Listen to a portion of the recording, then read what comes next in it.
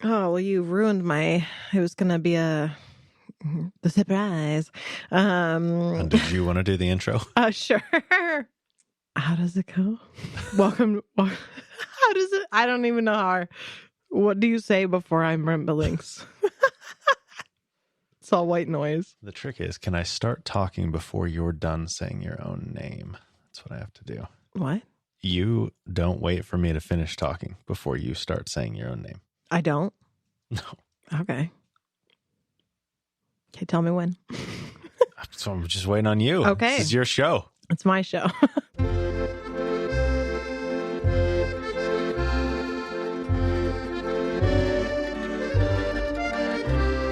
Welcome back to Adventures with Bam. I'm Maggie Billings. And I'm Brent Billings. And this episode has us hearing from Brent about a special event that happens this time of year, Brent, that you look forward to. Tell us what that is.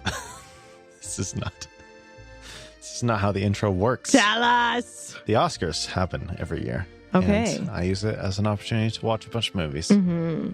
Now, would you say that you are generally much of an awards show person?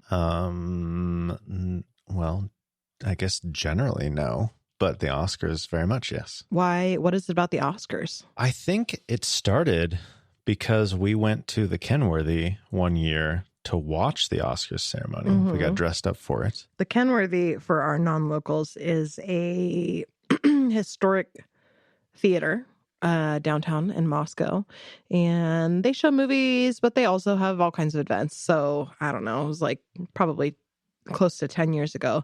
They had a big Oscars viewing party where everyone got dressed up and they, live streamed it, and it was great. Unfortunately, not happening this year. What? They have they're not showing it at all? No, they have like a play. Boo. And the play people need the facility for rehearsals. Boo theaters. I boo them. Yay for theater. Yay for theater. On a different night. Any other time of the year. Mm-hmm. But I had such a great time, except for the part where I was watching a whole bunch of clips from a whole bunch of movies that I hadn't seen. So, I felt like I couldn't really understand whether the winner deserved to win. And Fair. Also, I don't like watching trailers or clips of things that I haven't seen. So that motivated me to see as many of them as possible before the ceremony. That checks out. But if you're not, are you watching the ceremony this year if it's not at the Kenworthy? I hope so. Where will you be doing that at? Apparently, they're streaming it on Hulu. Oh, so here, perhaps. Yeah. Maybe we should host our own Oscars party. When is it? It is March 2nd, I believe. Oh, wow. We've got a little bit of time. Not a lot of time. Less than 2 weeks. And aren't you going to be... No, you go to Wichita after that. Yeah, it'll be the week after that. Okay. What, can you name some memorable Oscars moments over the years that have stuck with you? From the ceremony? Sure. When they accidentally announced Moonlight. La La Land as the winner of Best Picture when it was actually Moonlight. It was a big moment. Yeah, saw that live at the Kenworthy. It was crazy. I remember seeing live at the Kenworthy the Adele Dazeem gate when Idina Menzel was gonna sing Let It Go. This was, I'm sure it probably was nominated for Best Song or something from Frozen. And John Travolta came out to announce her singing her song, and he referred to her as Adele Dazeem. And we were all like, I'm sorry, what? What did you just say? Yeah, that would have been at the Oscars in March 2014, I guess. Okay. Because Frozen came out 2013. So that might have been the first year we went to the Oscars at the Kenworthy. Yeah, I feel like I remember seeing that unfold on that large screen. Unless we went to somebody's house and watched the Oscars that year. But I don't know. It was a good time, though. It was a good time, and I appreciate a deadline. You sure do. The deadline of the ceremony motivates me to watch things that I would not otherwise get around to, because I never get to all of the movies. I get to as many as possible. I also I have to be a little selective about the categories. I don't generally try to watch the shorts, although the last couple of years they've actually been available for viewing as like a package at the Kenworthy. Oh, right. Kenworthy is the the common thread here. Mm-hmm. So I've actually been able to see them, but I don't like actually put those on my list because they've traditionally been hard to get a hold of. I also don't typically try to watch documentaries.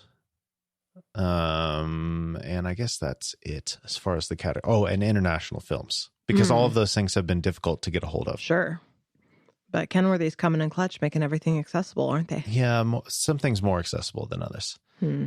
Even this year, like the shorts were only available like a single viewing time for each set of shorts. So it's just like, okay, here's when it is. And if you can't Hopefully make it, you can make it. Yeah. Whereas last year, I think they had like 2 or 3 showtimes for each of the sets. Oh, okay. So we'll see if that holds. And those are fun, but I still don't like, yeah. But I make a big spreadsheet of all the films and all the things that they're nominated for. So it's like, okay, if I watch this one movie, that takes care of 8 nominations and 8 potential movie clips that I'm going to see. So I try to prioritize like that.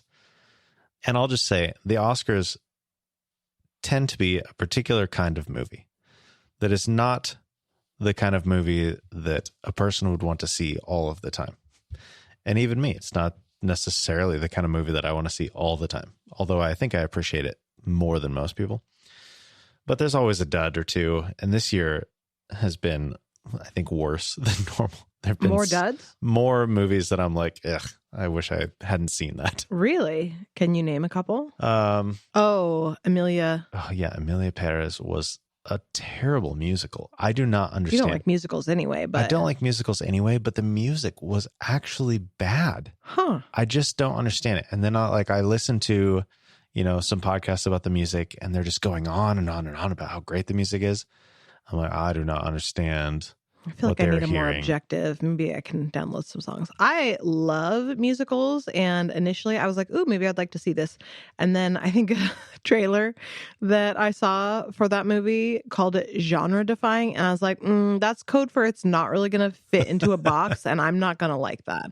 I typically like movies that fit cleanly into a box because I know what kind of ending I'm going to get. I know how I'm probably going to feel at the end of the film, and genre defying is too much of a wild card for me. So, are you familiar with the social issues surrounding that film? I am not. No, because I would assume that is why they're calling it genre defying. Huh? Social issues as far as like what the themes that the film explores, or like social issues that went into making it. The people making the movie. Oh no. The lead actress is trans. Oh, okay. Oh, yeah, I feel like, what did they say? There was something in the trailer about like you could see in the trailer 3 women, but then some of the critics said something about like 2 amazing female leads. And I was like, oh my, there seems to be some pushback here. So I have no idea. There was something that happened when I watched the trailer that made me wonder about that. So the issue, because I feel like in Hollywood, that's not a concern. So this is more of like a public perception issue, or in Hollywood, it's not as well received. It might be the first trans woman who's nominated for Best Actress or something. I can't remember. I don't know. It depends on when you saw the things that you saw that they're talking about, because a few weeks ago, so recently enough. So the Oscar nominations had been out by then, and maybe that's what they're talking about. I don't know. That's interesting because I'm not plugged into any of that kind of conversation, so I don't really know, but I would assume that's what they're talking about when they say genre defying. Huh. Okay. Interesting. Besides that, like the music, just absolutely terrible. Huh. Okay, well, I'll have to see about that myself. Any other duds or real hits that you've loved so far? I mean, I haven't seen Wicked yet, and I suspect I will hate it. Why do you? Just because it's a musical? Yeah.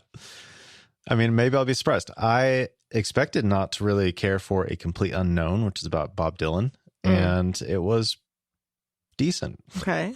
I mean, I didn't love it, but it was better than I expected. I don't think, for the record, I don't think you'll like Wicked. I think it's great, but it's very musical theater. I feel like it's geared toward people who love musicals and love musical theater. And there's a couple little winks in there to like the original Broadway cast. And I don't think you're gonna fully be able to enjoy it. It's good, but I don't think it's your kind of movie. There you go. Yeah. It's Not also that you don't have good taste. Anyway, sorry. I'm trying not to insult you, but also set you up for realistic expectations. the substance was also awful. Okay. But it's also kind of like a horror movie, and I'm Okay. not really into that anyway. So, Sure. but it was terrible. It's horror? I assumed it was like a social commentary thriller, I mean, it is like, but also and there's some interesting conversations to be had about it, but it is pretty gross. not your jam. Okay. I respect it. What have you loved? I have loved Conclave was amazing. The Brutalist was incredible. Okay. The Wild Robot was You said you cried at that one, right? so much. I am Just weeping uncontrollably. Wow. I hope that when we watch that together, I get to see that. I hope it's- I hope you weep again. I mean, it's hard to imagine. So I can bottle your tears and wear them on my necklace. Yeah. Yeah. Those are probably the standouts. Okay. A Real Pain was a surprise. A good surprise. Okay. Fascinating. What's left, or how many do you have left? Let's see. 13 left. 13. Wow. You have homework to do. I mean, yeah. And do you have any so far? Like, do you have any predictions? No, I haven't even thought about it yet. Okay. Wow. Just trying to see everything first. All right. Fair I have enough. 3 Best Picture noms yet to see, which represent 17 other nominations. So Wow. that's- So those will cover a lot of ground when you watch those. yeah, I think 2 of them are available. One of them's not even available for any kind of streaming at this point. So Okay. may not happen. I will say a bit of trivia about us that I don't know. I wouldn't say it's worth sharing, but this is what we do on our podcast: is share things about ourselves that nobody asked for. Is that we try. If you want to ask for anything, email abambpodcast@gmail.com. But we try to watch I don't know, 2 or 3 movies per year that have won Best Picture or that haven't been nominated from any year. one, although I feel like we haven't done that intentionally in the last few years. But One as in verb, not one as in numeric. Yeah.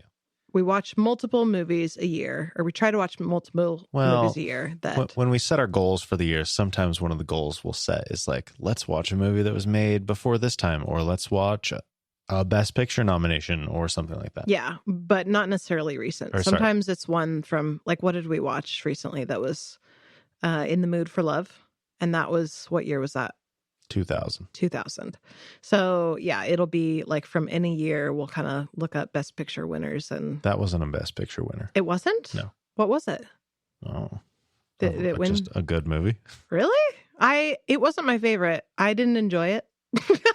Oh, yeah. I loved it. I mean, like, I see the draw, but it's just not my kind of movie, I guess. It's not I'm a happy endings gal, and this didn't really have that. So sorry for the spoiler if anyone has that in their queue and they're not sure what kind of ending they're going to get. Not a happy one, I would say. Not a sad one, but just kind of like, meh. It was a little too realistic, I think. I like A little too realistic believable. movies. Yeah, I like that in movies. I don't. Yeah, it wasn't even nominated for an Oscar. Then why was it on the list? It's just been on my list. It's Okay. just a beloved movie. By whom? Who beloves it? Many people. Okay, well.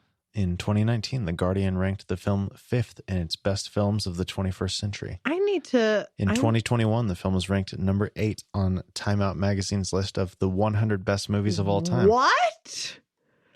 Of all time? In 2022, Sight and Sound ranked the film 5th on its greatest films of all time critics poll. How? Why? I need to, understand the science behind why this movie is so well loved. Like, what? I don't know. That is crazy to me. Like, I'm not saying it, I mean, it was well made. Like, everything was fine. It just wasn't, I don't know, it wasn't a storyline that really drew me in necessarily. And it didn't, Okay. It didn't do anything for me. Sofia Coppola and Barry Jenkins have both credited it as a great film and a major influence on their own work. Huh. Wow. Well, The Daniels paid homage to it in the multiverse film Everything Everywhere All at Once. of course. Of course. Actually, I did catch that. There was a scene in The Mood for Love, and I was like, oh, this reminds me of Everything Everywhere All at Once. Uh-huh. Okay. I think it was when he was out in the rain and like she found him. Yeah. Wow. I don't know. Just a good movie. Well, hopefully you will watch more. What are we watching tonight? Do you know? I don't know. Okay. Unless you want to watch Elton John Never Too Late. I like Elton John, but I'm okay. It's never too late to watch the movie. So if I don't watch it tonight. Well, it will be too late for me because if I don't watch it before the Oscars ceremony, I'm pretty sure I'm never going to watch that movie. Well, that's fine. If you don't watch me by now, you will never, never, never watch me. I don't know what's going on. It's fine. I'm guessing that's not going to harmonize with our French accordion, though. Challenge. I'm sure you can auto-tune it to make that work. I don't have time to learn how to do that. Alas. Well, anything else about the Oscars you want to tell us? The other thing that I would close with is just that I find the nominations themselves to be more important than the winners. Because the winners are selected by the entire idiotic academy that has no idea what they're talking about with most of these things. Whereas the categories are selected by the people who represent those categories. Okay. It's not a democracy. It's a cheerocracy. Sure. Whatever you want to say. I see. But like the visual effects category, those nominations are selected by the visual effects.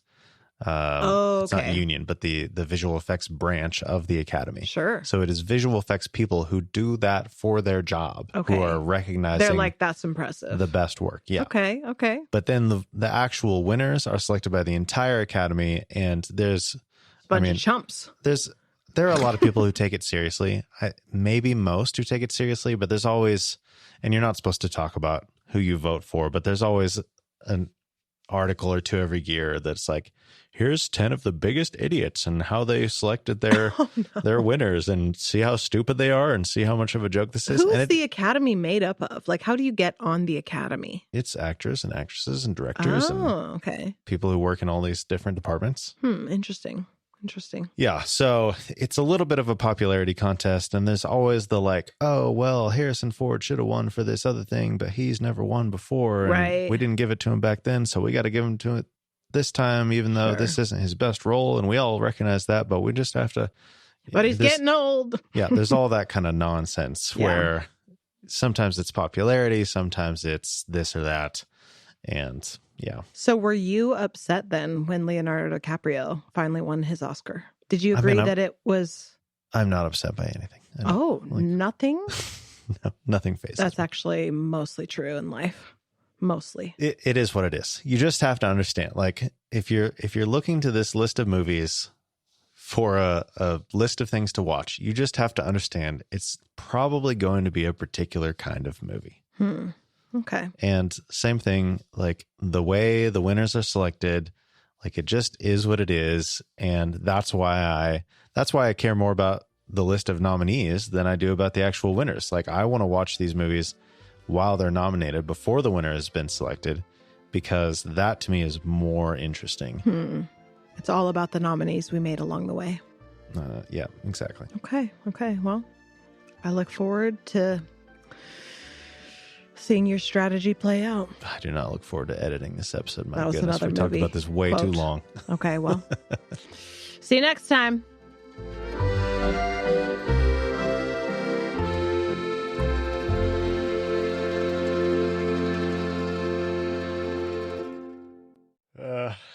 Well, are you satisfied?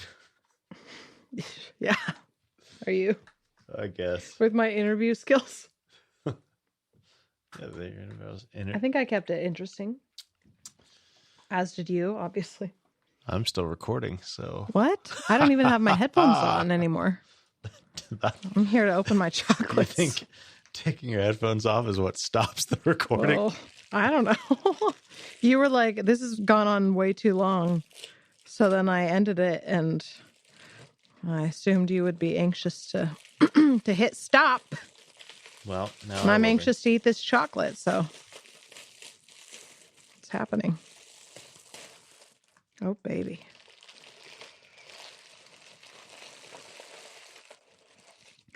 With the finest ingredients.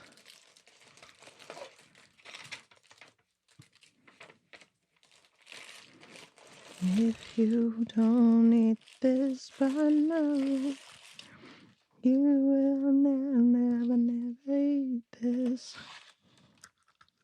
No, you won't. You don't know that song? No. Well, crazy. If you don't know me by now, you will never know me. What's the other one that I think of all the time? It's similar vibes. And if you don't love me now, you will never love me again. You know what I mean? Is that a different song? Yeah, that's a different song. No, I don't know that either. I bet you do. I don't know. That one I'm like 99% positive was in one of the Guardians movies. Well, that's probably the only time I've ever heard it then. This is recording gold. What? Everything that you're doing. Eating? And singing. Singing? You realize you've you been mean singing. like you're looking at the like sound graph on your... No, I'm still recording. Why? I'm eating chocolate. These are not ideal conditions for recording. ASMR podcast. Oh no, it's the worst. Should I tap my nails on something? No. It makes me so angry when that happens. When I'm scrolling and there's a video and a woman like taps her, oh my gosh, it's like a visceral, I don't know why it makes me so angry, but I can't handle it. Like I have to stop talking about it right now because it bothers me so much. Just gonna eat my chocolate.